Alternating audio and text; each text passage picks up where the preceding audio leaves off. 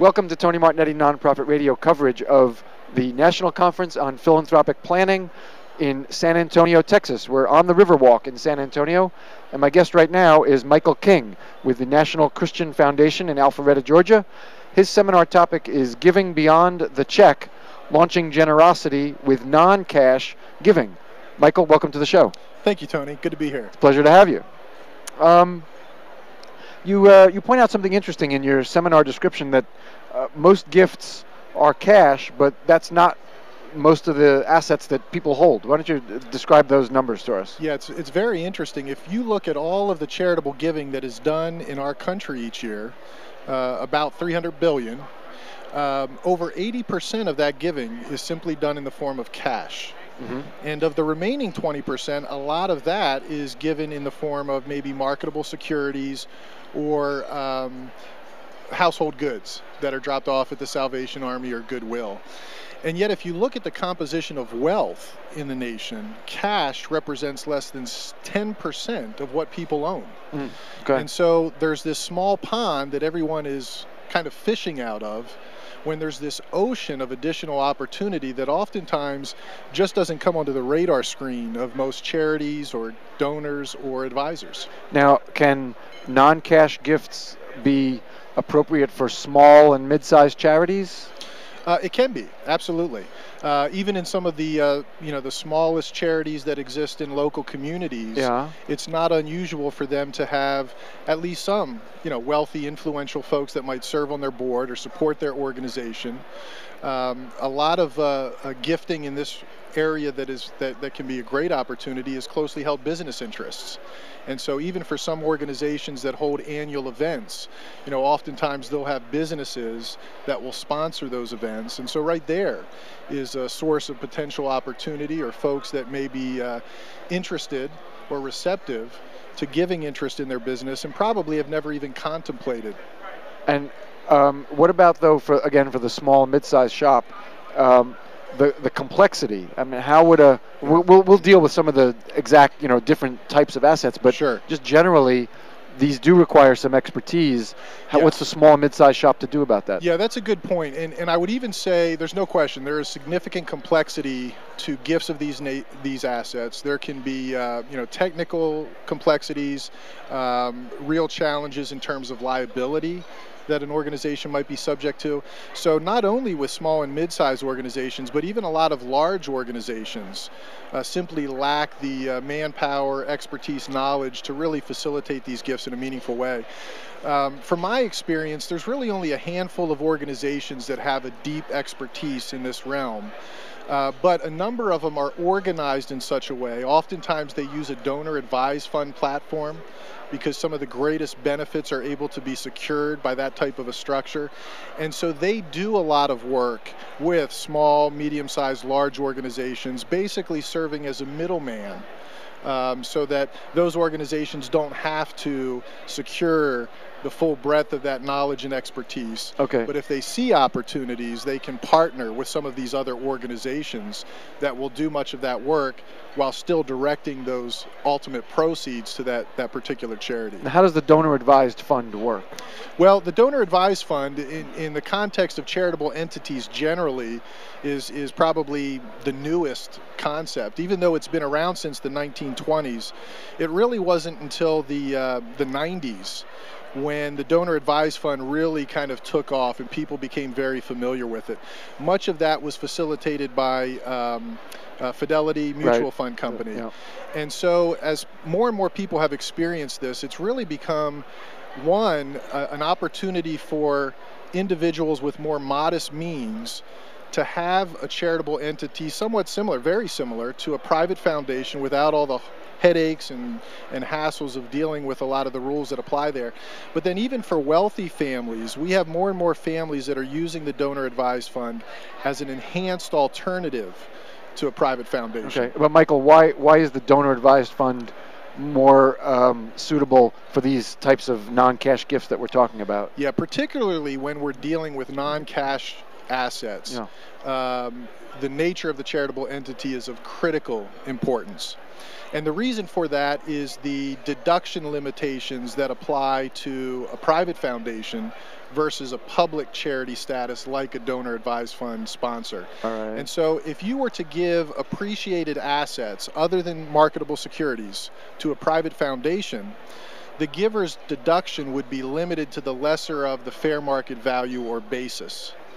And so therefore, if you had a business interest or a piece of real estate that was highly appreciated or depreciated for tax purposes, you would only get a deduction for whatever basis you had in that asset. Basis is generally the cost, your tax cost. It could be different if you earned it, if you got the asset through a bequest in a will, but it's generally your tax cost in the asset, right? That's correct. So you could end up, your point is you can end up with a deduction that would be much lower than the fair market value. I mean, much lower. Exactly. So take the situation, Tony, of a privately owned business.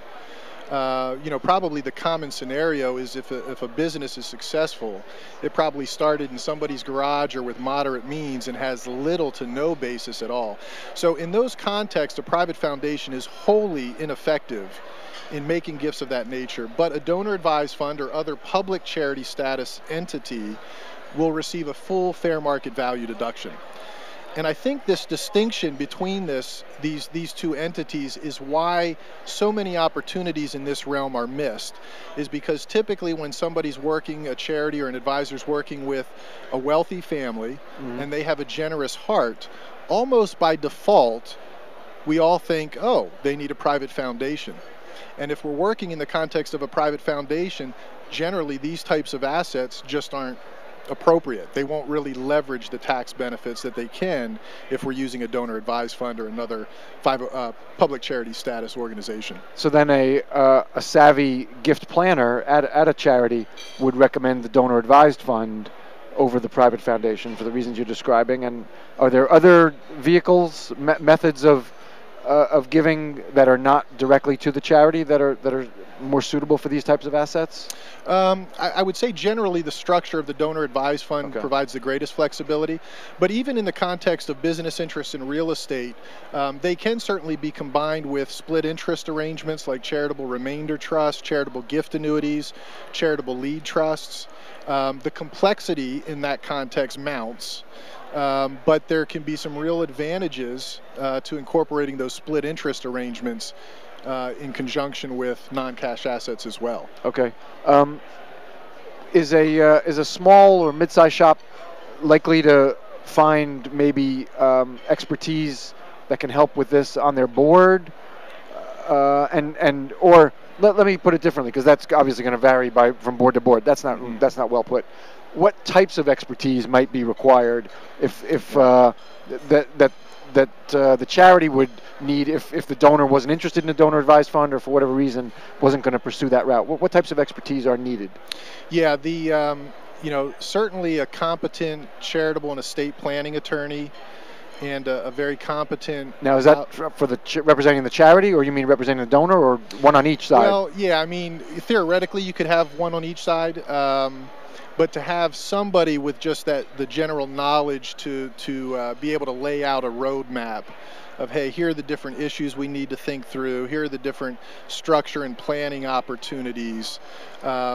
It's generally going to be helpful to have somebody with some fairly deep knowledge from a technical standpoint. Now, you did mention the board, and certainly the board can be an effective resource, probably more so from the standpoint of identifying opportunities, potential prospects. Okay, yeah. Okay. Other expertise besides the person well steeped in the Internal Revenue Code who understands the implications of charitable giving? Yeah, not really. I mean, and especially if you're partnering with one of these organizations that does work in this area, donor advised fund platform. They typically have a pretty significant breadth of expertise. They'll have accountants, attorneys. They'll of course have the administrative folks that manage and maintain the donor advised fund platform. Yeah, so, I was thinking more of the charity that has a donor that doesn't want to go the donor advised fund way. Oh, can't go, maybe can't afford, or is not just doesn't want to do the private foundation. Yep. What infrastructure does the charity need to have in place in terms of expertise before they can start talking to donors about these non-cash gifts?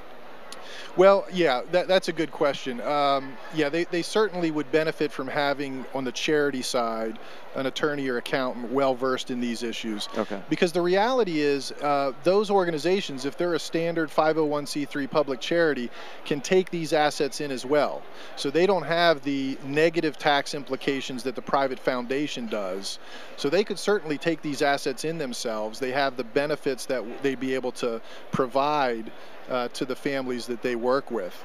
And then it really would just be a matter of them being educated enough to be able to articulate the opportunities to the families that they're working with. And then clearly those families are going to need to be represented also. Correct. These are very complex, as you've mentioned, Yep. transactions that can involve the Internal Revenue Code very deeply, the person's estate plan, et cetera. All right. Yeah, so particularly in this type of planning, we always highly encourage families to really involve their advisor team because of the complexity of those issues. And, you know, even if you have a charity that knows the family very well, because of the technical issues that arise here, you know, there may be aspects of their business, minute details that, you know, they're just not going to know, that their attorney or accountant might know, but and can be very important to the overall planning. What's your advice about bringing in family members? Let's assume it's a husband and wife couple.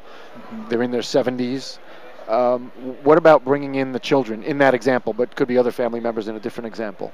Yeah, I think I think it's always great to involve children, grandchildren in charitable planning and endeavors to the greatest extent possible.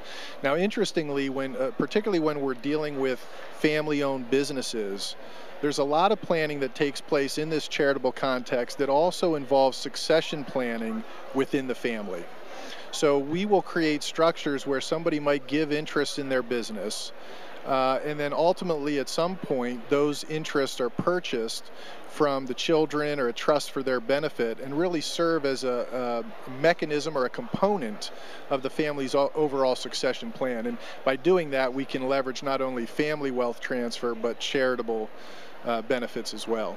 Aren't we also minimizing the likelihood of any kind of a challenge to the gift if we inform and bring in other family members? So this is not a surprise to them? It can be, yeah, depending on you know, the owners involved with a particular asset or business. Even if they're not family members, you know, if a charity all of a sudden becomes a shareholder in a business, that can have impact and raise issues for other shareholders. Typically, they're not significant issues. I mean, generally speaking, the charity just simply becomes an additional shareholder to the organization. A lot of times the family businesses that we're working with may be owned wholly in the family, just mom or dad or maybe some of the kids. But particularly when you get outside of that and you might have non-related shareholders, they need to be aware of those implications and don't always have the same objectives. So sometimes planning that might work well in a family context might not be applicable for somebody that has a business and they own it with non-family or non-related members. Let's shift focus a little bit to the, my voice just cracked, 16 years old, to the, with a lot of gray hair, to the different types of assets. What aside from cash and then appreciated securities, or just stock, what do we see as the next, or the most popular type of gift outside those arenas? Yeah, well, I think if you look at the three largest asset types in terms of the wealth composition in our country, they would be marketable securities, privately owned businesses, and real estate.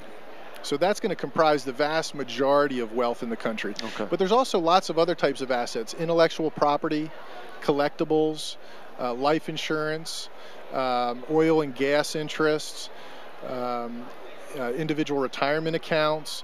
There's a lot of different assets that can provide leverage tax benefits as opposed to giving simply in the form of cash. In fact, a lot of times, Tony, we'll say that there's a lot of families that if they give charitably and they're generous, we suggest to them that it's possible they should never make another cash gift in their life. because these other asset type gifts, non-cash asset type gifts, generally provide leveraged benefits. And so as opposed to just simply capturing a charitable deduction, we might be able to get not only a charitable deduction, but we might be able to avoid capital gain tax. We might be able to secure income from that asset that will be exempt from tax.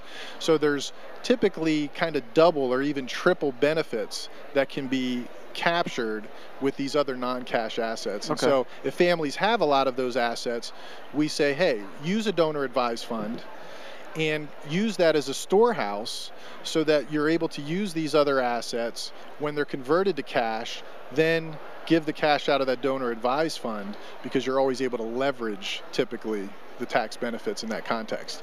Let's look at the intellectual property gifts. What are concerns there? Let's just say hypothetically a donor comes and she has authored some textbooks. Let's say she has some physical books. Maybe she has, let's say, 1,000 books. She wants to give the books. Let's make it a school, so there's some use for that. But then also she wants to give the intellectual property rights, her copyright and whatever flows from that. What does the charity start asking? Where does it begin with that to get that conversation started? Yeah, it's interesting because there are numerous types of intellectual property. Sure. Patents, copyrights, trademarks, even things that we might not typically think of as an asset, like a process or a know-how that would fall into this category. So you specifically mentioned copyrights. Copyrights are kind of an interesting thing because there's a unique rule that says if you actually created the copyright, you are the author, you're not going to be able to secure a charitable deduction for that. It's just part of the rules.